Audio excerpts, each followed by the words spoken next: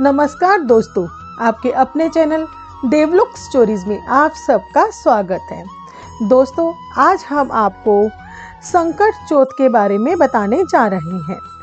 हिंदू पंचांग के अनुसार प्रत्येक वर्ष माघ माह के कृष्ण पक्ष की चतुर्थी तिथि पर संकट चौथ का व्रत रखा जाता है। इस व्रत को संकट चौथ के अलावा संकष्टी चतुर्थी, तिलकूट, माघ चतुर्थी आदि नामों से जाना जाता है।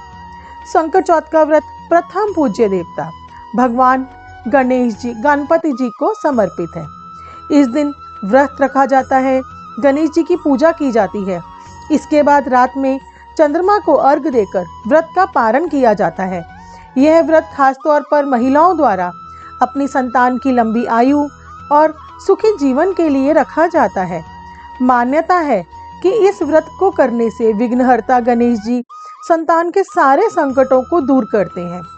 आइए अब जानते हैं कि इस साल संकट चौथ की तिथि क्या है, पूजा विधि और शुभ मुहूर्त क्या है। पंचांग के अनुसार माघ माह के कृष्ण पक्ष की संकट चतुर्थी तिथि की शुरुआत 29 जनवरी 2024 को सुबह 6:10 से होगी। अगले दिन इसका समापन 30 जनवरी 2024 को सुबह 8:54 पर होगा। ऐसे में इस साल संकट चौथ का व्रत 29 जनवरी 2024 को रखा जाएगा। माघ माह की संकट चतुर्थी के दिन 29 जनवरी को चंद्रोदय रात 9:10 पर होगा। आइए अब हम आपको संकट चौथ की पूजा विधि के बारे में बताते हैं।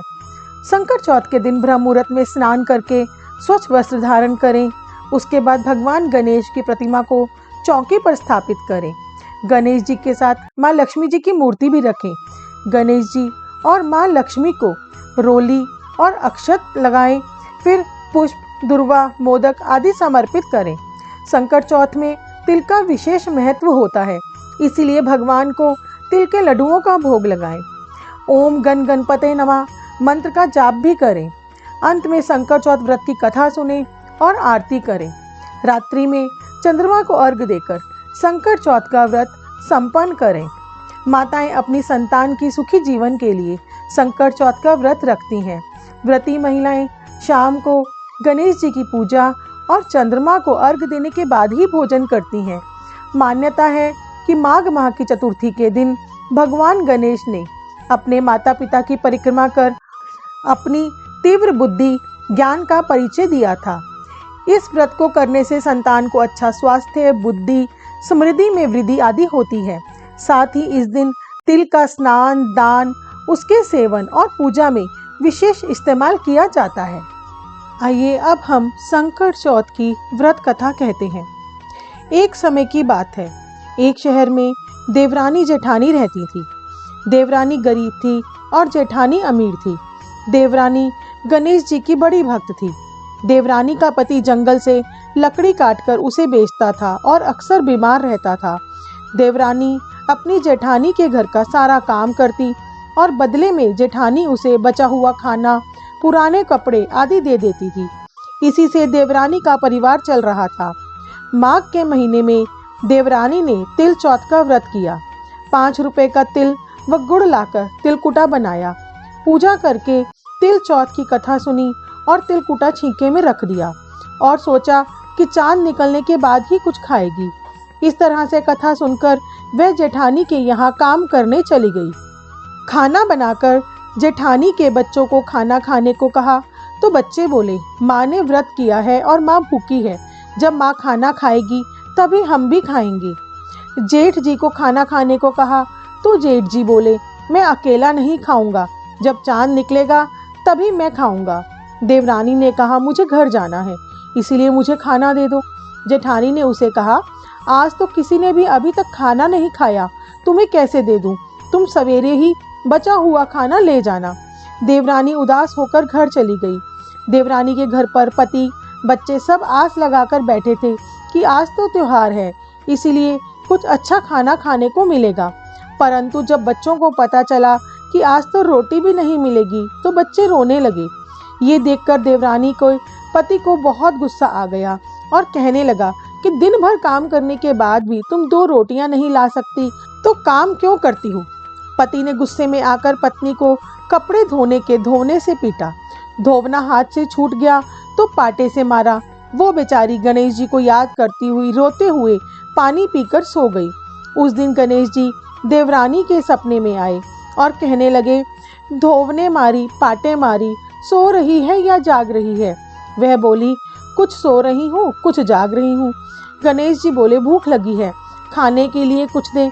देवरानी बोली, क्या दूं? मेरे घर में तो न अन्न का एक भी दाना है।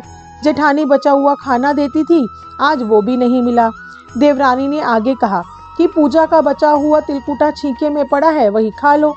गणेश जी ने तिलकुट खाया और उसके बाद कहने लगे, धोवने मारी, पाटे मारी, निमटाई लगी है, कहाँ निमटे? उसने कहा, ये खाली झोपड़ी है, आप कहीं भी जा सकते हो, जहाँ इच्छा हो वहीं निमट लो। फिर गणेश जी बोले, अब कहाँ पहुँचूं? अब देवरानी को बहुत गुस्सा आया, कहने लगी, कब से परेशान किया जा रहा है? सो बोली, मेरे सिर पर पहुँचो। और कहा, देवरानी जब सुबह उठी तो यह देखकर हैरान रह गई कि पूरा घर हीरे और मोतियों से जगमगा रहा है। सिर पर जहाँ बिंदायक जी पोछनी कर गए थे, वहाँ हीरे के टीके और बिंदी जगमगा रही है। इसके बाद देवरानी जेठानी के यहाँ काम करने नहीं गई। जेठानी ने कुछ देर तो राह देखी, फिर बच्चों को देवरानी को बुलाने भेज दिया। जेठानी ने सोचा, कल खाना नहीं दिया था, इसीलिए शायद देवरानी बुरा मान गई होगी। बच्चे बुलाने गए और बोले, चाची चलो, माँ ने बुलाया है। दुनिया में चाहे कोई मौका चूक जाए, पर देवरानी जेठानी आपस में कहने का मौका नहीं छोड़ती।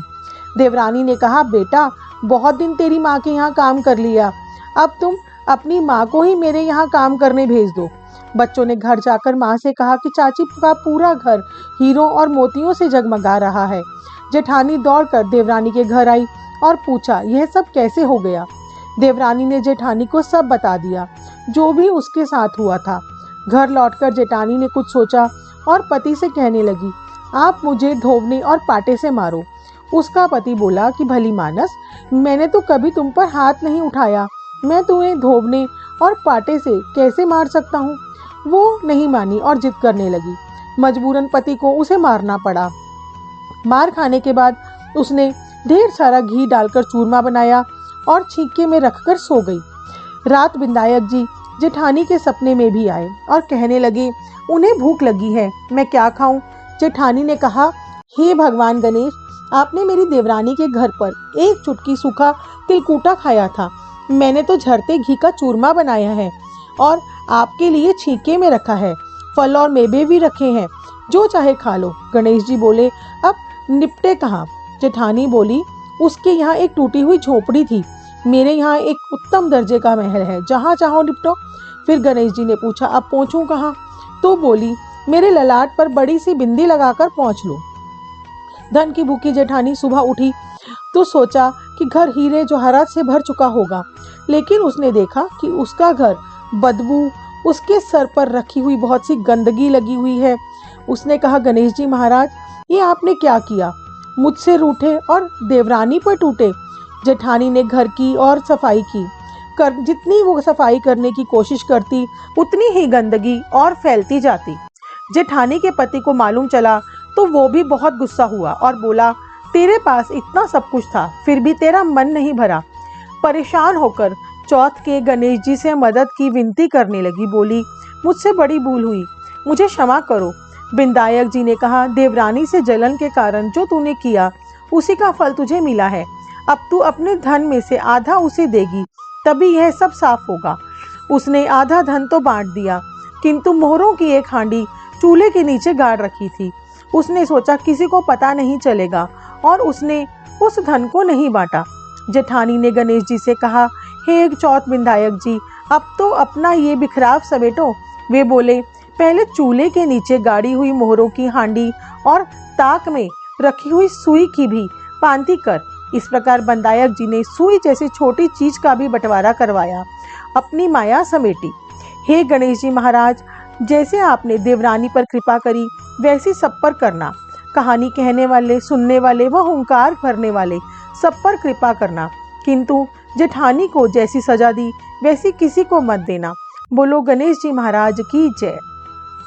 दोस्तों, आपको ये वीडियो कैसी लगी हमें कमेंट करके ज़रूर बताएं, क्योंकि कमेंट ही एकमात्र साधन है जिससे हम जान सकते हैं कि आपको हमारी कहानियाँ, कथाएं और सभी वीडियोस कैसी लग रही हैं। आप लोगों की कोई सजेशन हो तो वो भी आप कमेंट करके बता सकते हैं। ऐसी ही प्यारी प्यारी कहानियाँ और कथाओं को सुनने के लिए हमारे चैनल को सब्सक्राइब कीजिए, बेल आइकन प्रेस करना ना भूलें, जिससे जैसे ही हम कोई नई वीडियो अपलोड करते हैं तुरंत ही आपको नोटिफिकेशन मिल जाए। हमें इतना प्यार और सहयोग देने के लिए आप सबका बहुत बहुत धन्यवाद।